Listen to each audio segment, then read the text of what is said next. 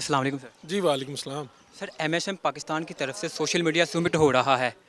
इसको आप कैसे देखते हैं और इसके बारे में आप क्या कहते हैं? बड़ी अच्छी बात है जी। ख़ास तौर पे एमएसएम की ये बात अच्छी लगी कि मैंने पूछा कि आप लोग जो ये ट्विटर के ऊपर ट्रेंड्स बनाते हैं, फेसबुक पे जो बातें लिखते हैं, तो अगर कोई आपके नुक्ता नज़र से इख्तलाफ करे तो आप क्या जवाब होता? तो उन्होंने कहा कि हम दलील के साथ बात करते हैं, और अगर कोई बेहुदा और कोई ऐसा इल्ज़ाम सर फिरे लोग लगा जाते हैं तो हम खामोशी इख्तियार कर लेते हैं।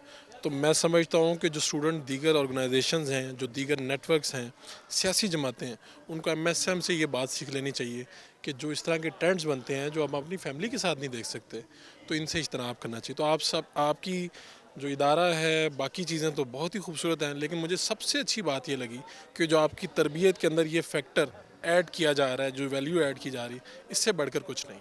अच्छा सर, अगर फ़ारूक शहबाज एंकर ना होते तो फिर क्या होते? मैं एंकर ना होता तो मैं शुरू से ही, मेरे अंदर कोई सियासत से मेरा एक दिलचस्पी का मामला है।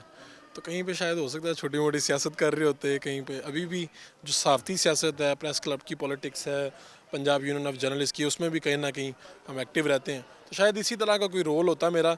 साफ़ी ना होता तो हो सकता है दरमियान में एक ये भी था कि शायद वकील बन जाता मैं। मुझे कई लोगों ने कहा तुम्हारे आर्गूमेंट्स अच्छे होते हैं, तुम वकील भी अच्छे बन सकते हो, लेकिन मुझे अब ये लगता है कि मुझे यही करना था और ये अच्छा लगता है मुझे। अच्छा सर, जो मीडिया में नए लोग आ रहे हैं उनके बारे में आपका क्या पैगाम है? उनके बारे में यही उनके कहूँगा कि यार देखो, व्यूज़ जो है ना, सारी गेम यही नहीं है, इससे आगे भी आपने ज़िंदगी गुजारनी है। मतलब जब आप रिटायरमेंट ले लोगे, आराम से बैठोगे, तो अपने बच्चों को, पोते पोतियों को, नवासों को क्या दिखाओगे कि हमने क्या वीडियोस बनाई थी सिर्फ व्यूज़ के लिए?